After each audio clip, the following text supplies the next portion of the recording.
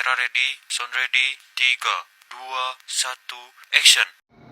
Laut bukan hanya sekadar bentangan air. Di balik gelombangnya ada cerita tentang sejarah, kekuasaan, dan pertarungan hukum yang tidak kasat mata. Di wilayah Asia Tenggara terdapat sebuah laut yang menjadi simbol perebutan kepentingan, yaitu Laut Cina Selatan. Disinilah kita menemukan salah satu konflik hukum laut internasional yang paling rumit dan paling kontroversial antara Republik Filipina dan Republik Rakyat Tiongkok. Sebuah pertarungan antara kedaulatan historis dan hukum internasional modern. Baik, selanjutnya kita akan masuk ke awal mula perselisihan, yaitu sengketa ini bukan sekedar perdebatan di atas kertas. Ia menyangkut laut seluas lebih dari 3 juta kilometer. Wilayah yang menyimpan kekayaan luar biasa, mulai dari cadangan minyak, gas bumi, hingga hasil laut yang menjadi tumpuan jutaan nelayan. Tapi yang paling penting, Laut Cina Selatan adalah jalur perdagangan laut tersibuk kedua di dunia.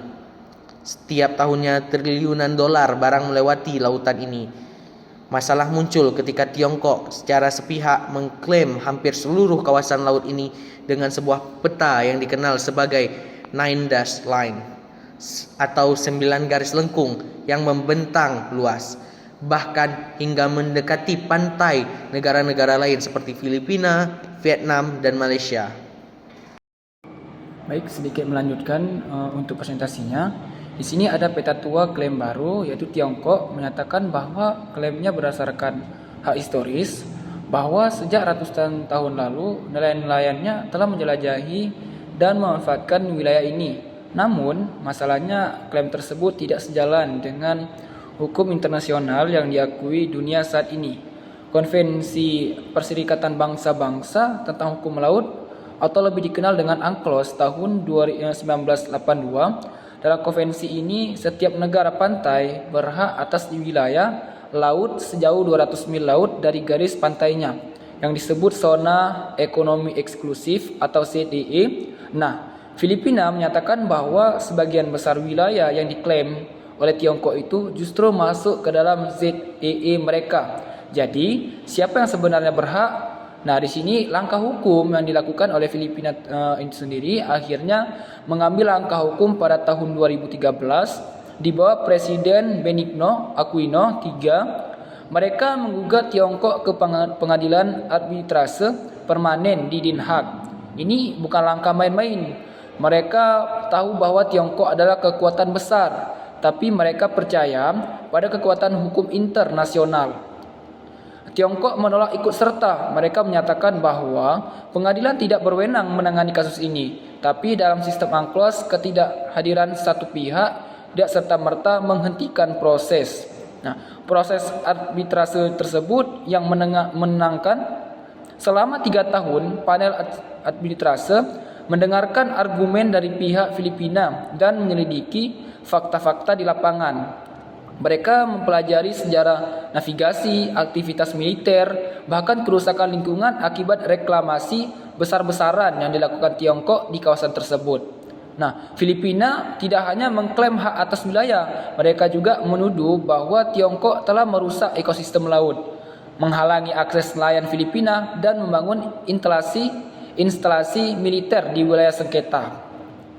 Akhirnya pada 12 Juli 2016, dunia dikejutkan oleh putusan arbitrase. Pengadilan menyatakan bahwa klaim Tiongkok berdasarkan peta Nine Dash Line tidak memiliki dasar hukum internasional. Dalam bahasa yang lugas, klaim historis Tiongkok tidak sah. Tak hanya itu, pengadilan juga menegaskan bahwa fitur-fitur yang diklaim sebagai pulau oleh Tiongkok, seperti Mischief Reef dan Subi Reef, sebenarnya hanya batu karang yang tidak bisa mendukung kehidupan manusia secara alami. Artinya mereka tidak bisa dijadikan dasar untuk memperluas wilayah laut. Filipina dinyatakan memiliki hak eksklusif untuk memanfaatkan sumber daya alam di wilayah tersebut, dan yang lebih mengkhawatirkan, pengadilan menemukan bahwa Tiongkok telah menyebabkan kerusakan lingkungan besar di kawasan terumbu karang melalui aktivitas reklamasi dan penangkapan ilegal. Reaksi dunia beragam. Banyak negara mendukung putusan itu sebagai kemenangan hukum internasional. Tapi Tiongkok, mereka menolak mentah-mentah hasilnya. Bahkan mereka terus membangun fasilitas militer di pulau-pulau buatan. Sementara itu, Filipina mengalami perubahan arah kebijakan ketika Presiden Rodrigo Duterte menjabat. Alih-alih menekan Tiongkok, ia memilih pendekatan yang lebih lunak dan diplomatis. Tapi masyarakat Filipina terus menuntut agar hak negaranya tidak dikorbankan. Kasus ini memberi pelajaran penting bagi dunia bahwa hukum internasional masih punya tempat dalam penyelesaian konflik, meski implementasinya penuh tantangan.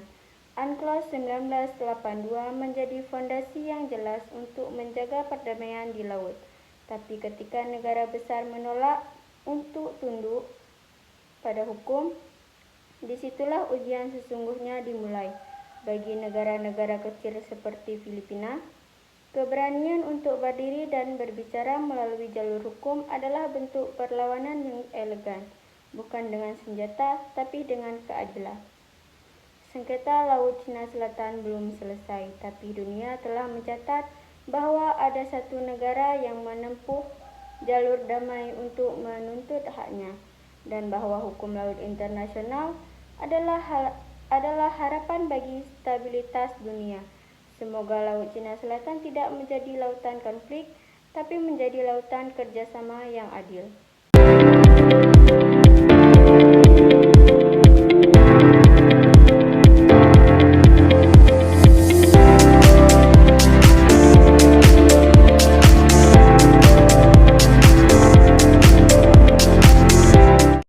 Water cannons and the collision of heavy ships.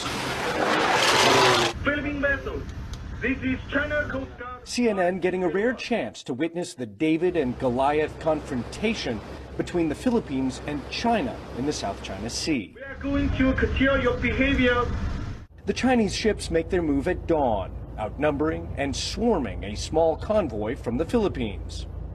We have a very good view of a large Chinese Coast Guard ship. You can see it written on the side of the vessel, and it is currently steaming, I would say maybe 2 stone throws away from this Philippines Coast Guard ship. And that's not all.